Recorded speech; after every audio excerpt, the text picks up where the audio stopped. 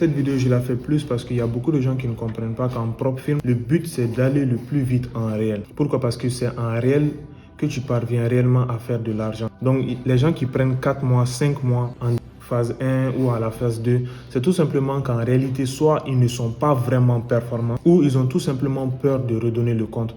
Alors que, comme je l'ai dit dans la vidéo précédente, c'est quelque chose qu'il faut voir en termes de ROI, retour sur investissement. Donc là, maintenant, c'était ce compte précisément. J'ai pris un trade aujourd'hui sur l'euro NZD et le trade a été gagnant.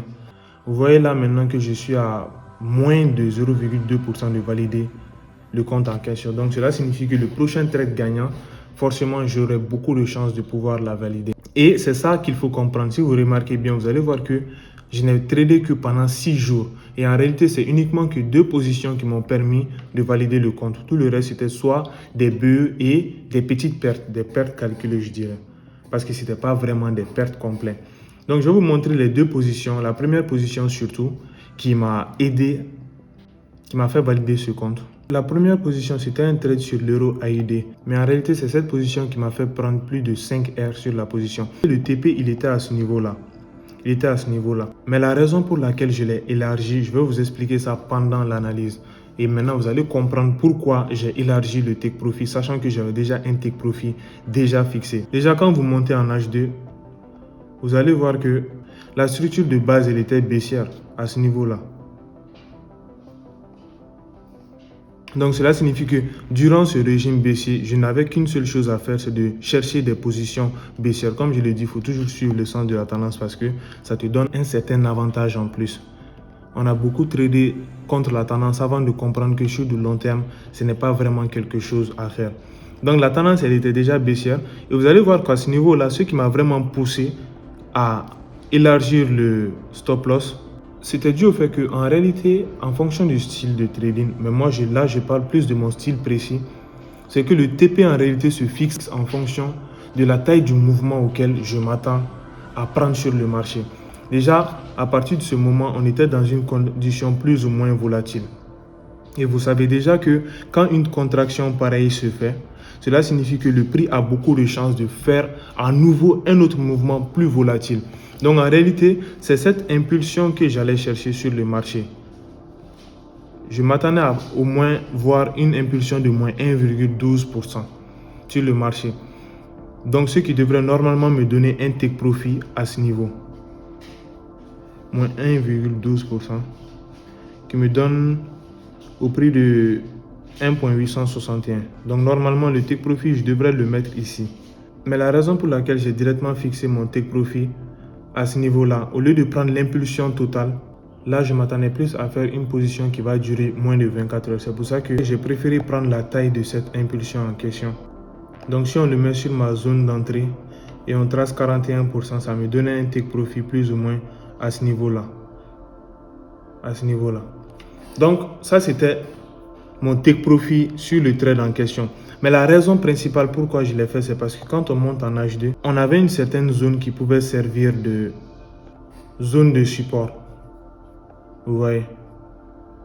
Si on la trace de cette manière, elle pouvait servir de zone de support. Donc maintenant, le prix pouvait très facilement revenir à ce niveau-là, repartir comme ça et continuer à acheter à la baisse. C'est-à-dire que sur le marché, tu ne peux pas réellement savoir quel mouvement le marché s'apprête à faire. C'est pour ça qu'on dit que la seule chose que tu maîtrises, c'est ta gestion des risques. Donc, arrivé à ce niveau-là, tout était possible. Le setup quand même, j'ai pas changé le type de setup, j'ai tout simplement changé l'objectif de profit. Mais une des choses m'a motivé réellement à le faire, c'est parce que on était à un objectif de profit de 2,86. Bon, j'ai dit 2,86, mais en réel, c'était plutôt 2,93, vu que j'ai déjà enlevé les lignes que j'ai tracées. Mais en réalité, le stop loss était un peu plus comme ça. En tout cas, ça avait donné un objectif de profit de 2,93. Et maintenant, la raison pour laquelle j'ai clôturé la position, c'est parce que moi, quand je prends un compte, c'est de le valider avec le minimum de trades possible. Et arrivé à ce niveau-là, j'avais déjà dépassé la barre des 5%.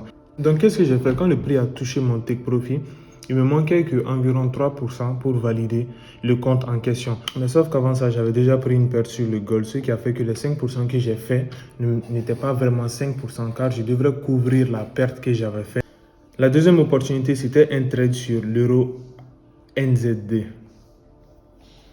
C'était vraiment un trade A+. Je ne sais pas pourquoi, mais juste que je n'avais pas mis beaucoup de risques sur cette position. J'ai eu une première entrée à ce niveau-là et une deuxième entrée à ce niveau-là. Pourquoi? Parce que quand on regarde la structure du marché, vous allez voir que quand le prix forme un canal qui soit baissier ou haussier, ça c'est un canal que j'ai tracé à la va-vite. Vous allez voir que la majeure partie des temps, il y a aussi une zone de médium. Il y a une zone médiane qui se trouve au milieu. C'est-à-dire c'est une zone où le prix a beaucoup de fois tendance à taper sans pour autant aller jusqu'à l'autre extrémité. Par exemple, là, vous voyez que le prix a touché cette zone. Il est parti retoucher la médiane avant de rechuter au lieu de continuer jusqu'à l'autre extrémité. Et maintenant, quand il retouche, il repart toucher l'autre extrémité. Donc, c'est un truc qui peut arriver. Je fais ce schéma pour vous expliquer pourquoi j'ai eu une double entrée. Parce que là, imaginez si vous descendez en M5 là, vous allez voir que c'était pratiquement la même chose qui s'est fait. Le prix a tapé, il a cassé la structure, mais il a touché en quelque sorte cette zone de médiane avant de repartir beaucoup plus haut, avant de poursuivre le mouvement. C'est l'idée derrière le mouvement que je veux que vous compreniez, parce que ça ne va pas forcément apparaître de façon parfaite. Pourquoi? Parce que dans les livres, quand on vous les explique l'analyse technique, on prend les meilleurs graphiques. Mais sauf qu'en réalité, ce n'est pas chaque fois comme ça que le prix va apparaître. C'est pour ça que je prends ça comme un exemple pour vous faire comprendre pourquoi je suis rentré une deuxième fois à ce niveau-là. Et c'est maintenant que, vu que je n'avais pas pris un si gros risque cette fois, je n'ai pas pu réellement faire valider le compte directement. Mais vu qu'il ne reste que pratiquement 0,2%, c'est pas compliqué, c'est quelque chose qui pourra se faire en un trade, en tout cas très facilement. Donc c'est pour vous dire que quand vous prenez des comptes PropFirm, ne vous dites pas que vous allez faire 3 mois, 4 mois dessus, ensuite le valider et faire vos payouts. Pourquoi? Parce que votre meilleure performance, imaginez que vous la faites en phase de validation. Ce qui signifie que maintenant, en réel, ne soyez pas étonné que vous vous mettez un peu à stagner ou à ne pas recevoir des gros payouts. Donc l'idée derrière est de savoir que vous prenez un compte, vous connaissez déjà votre drawdown maximum. Moi, par exemple, je sais déjà que je ne suis pas du genre à faire 4 trades perdants de suite. C'est pour ça que je peux me permettre de risquer 2 à même si possible 2,5% par position.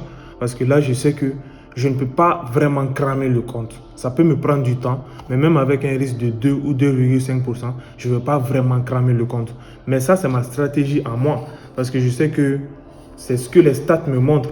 Mais d'autres peuvent avoir une stratégie avec un gros risk to reward, mais avec un win rate vraiment bas. C'est-à-dire que sur 10 trades, ils peuvent gagner que 2 fois et perdre 8 fois. Mais quand ils gagnent les 2 fois, ils gagnent vraiment suffisamment pour couvrir toutes les pertes. Donc ça dépend en fonction de la stratégie que tu utilises. Là, je parle de mon cas personnel. Mais l'idée derrière, c'est de savoir que les phases de validation, ce n'est pas réellement des phases sur lesquelles tu dois passer le maximum de temps. Non. Le but est d'aller en réel et de faire assez de paiements. C'est comme ça qu'on réussit vraiment à durer sur les PropFirm.